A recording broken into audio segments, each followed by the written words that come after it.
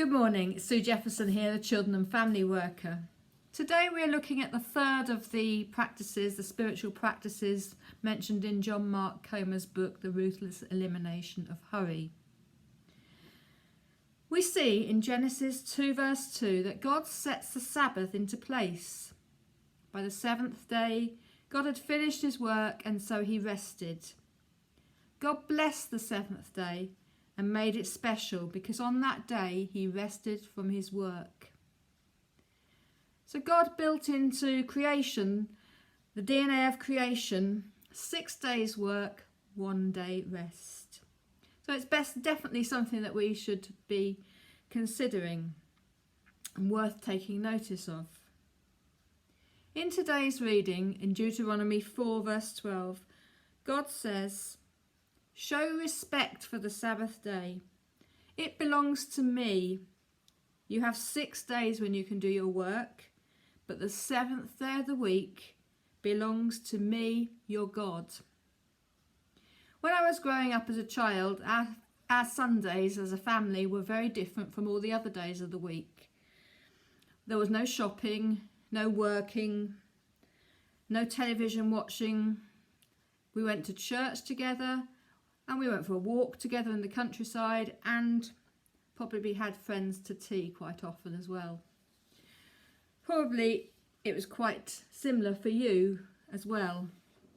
But in the last 40 years, life has got busier and faster, and with the introduction of Sunday trading, things have changed considerably. Now working for the church, I find that Sunday can be the busiest day of all. John Mark Comer, who's a pastor, also finds this. The book suggests that the Sabbath doesn't even need to be taken on a Sunday, but that we do need to take a day of rest out of our busy weeks to slow down and rest. It isn't the same though as having a day off. It's a day for rest, but also for worship. It's how we fill up our soul so that we can cope with the demands of life. John Mark Comer said the Sabbath is more than just a day. It's a spirit of restfulness that comes from abiding and living in God's loving provision all week. So the Sabbath word literally means to stop, and it can also be translated delight. So for 1 day a week, we're to stop and delight, and the Sabbath should be the best day of our week. So having established that it is God's plan for our well-being and that he commanded us to take a Sabbath, how do we go about it? The book, The Ruthless Elimination of Hurry, gives several practical ways we can do this, but it is up to us to work out what works for each of us individually. We don't have to blindly follow all that's suggested, but work out what works for us. As I stated earlier, working for the church means that Sunday is very busy.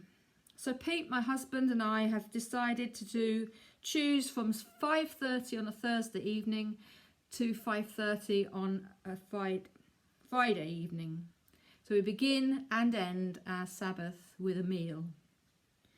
We have for the first time in ages found a short time over lunch on our Sabbath to read a psalm together and to pray together.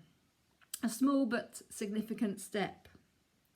I've also found time to read the letters and the correspondence from different missionaries that we support, which are usually just pushed to the side. Pete and I also try to enjoy God's creation by going for a walk in the countryside or sitting in the garden. We have often ended our Sabbath by inviting some friends round for a socially distanced meal or coffee in the garden. Another thing the book recommends is saying for 1 day, I've got enough. What I really need is time to enjoy what I already have with God. So can we, for 1 day a week, not shop, not buy anything, not surf the web, not watch TV, John Mark Comer and his family put all their devices into a box at the start of their Sabbath and leave them there till the next evening. It's quite radical and challenging, but Pete and I decided that we would have a go. Here are Pete's views on how we are getting on with our Sabbaths. The good thing he sees are having 24 hours without TV, texts or phone calls. A time to be rested and quiet. A time to pray and read. A time for family. The challenge for him has been largely out of contact with family and friends for 24 hours. We had let everyone know beforehand what we were doing, but he has since adapted our initial turning off of the main phone so that if my parents or our sons want to get hold of us in an emergency, they can.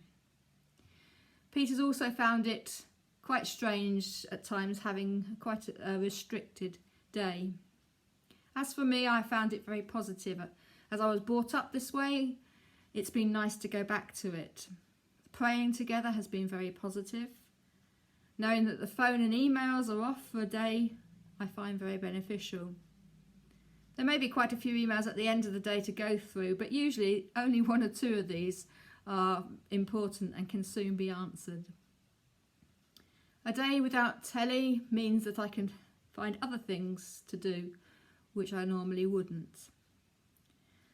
I admit I found it hard not to want to go and find my iPad, but I realise how much time I can waste in a day just messing about on Facebook or whatever. So these are our experiences of applying the advice we found in the book. So hopefully some of you would like to have a go at trying some of these out.